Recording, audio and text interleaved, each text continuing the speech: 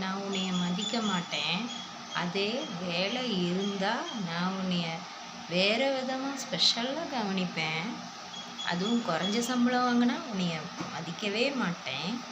அதுவும் கை நிறைய சம்பளம் வாங்கி ஒரு இன்டர்நேஷ்னல் லெவல்ல வேலை இருந்ததுன்னா, பெருமையா எல்லார்கிட்டயும் அ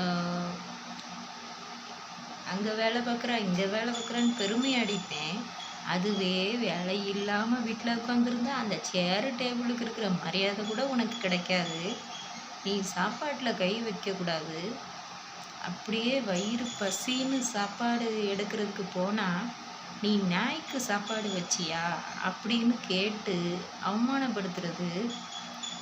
அதுக்கப்புறம் வேலை செய்கிறவங்க தான் சாப்பிடணும் ஃபஸ்ட்டு. வேலை செய்யாதவங்க சாப்பிடக்கூடாது. உனக்கு என்ன இப்போ அவசரம்? எல்லாரும் சாப்பிட்டதுக்கப்புறம் நீ சாப்பிடு. நீயும் உன் பிள்ளையும் எல்லாரும் சாப்பிட்டதுக்கப்புறம் சாப்பிடு. அப்படின்னு சொல்லி சொல்லியே என் பொண்ணு சாப்பிடுறதுக்கு சாப்பாடு எடுக்கிறதுக்கே யோசிக்கா. வயிறு பசி வந்ததுன்னா சாப்பிடணுமா வேண்டாமா அப்படின்னு.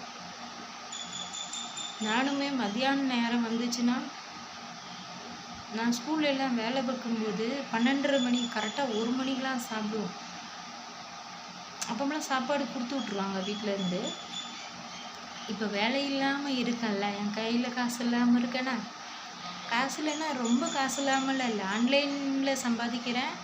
ஏதோ பாக்கெட் மணிக்கு வருது. ஆனால் நான் வெளியே வேலைக்கு போய் சம்பாத்தியம் பண்ணாதானே என்னைய எல்லாரும் மதிப்பாங்க. அப்படி சொல்லிக்க முடியலல்ல வெளியே. நம்மளால் ஒரு 5 காசுக்கு பிரயோஜனம் இல்லை. அப்புறம் எதுக்கு மதிக்கணும்? பெத்த பிள்ளைங்களா இருந்தாலும் அவங்க சம்பாத்தியம் பண்ணால் மட்டும்தான் மதிப்பேன். நல்ல ஸ்டேஜில் இருந்தால் தான் மதிப்பேன். இல்லைன்னா ஒரு மனுஷனுக்கு கொடுக்கக்கூடிய மரியாதையை உனக்கு நான் கொடுக்க மாட்டேன். நாயை விட கேவலமாக உனக்கு மரியாதை கிடைக்கும். நாய்க்கு பிஸ்கட் தூக்கி போடுவாங்க. ஆனால் என் பொண்ணு பிஸ்கட் பாக்கெட்டு எனக்கு வேணும்னு கேட்டால் கொடுக்க மாட்டாங்க. அந்த நாய்க்கு போட்டதில் மிச்சம் மீதி பாக்கெட் இருந்தால் எடுத்து கொடுப்பாங்க. அதுவும் இல்லாமல் எல்லாரும் சாப்பிட்டது போக மிச்சம் மீதி இருந்தால் அது எனக்கும் என் பிள்ளைக்கும்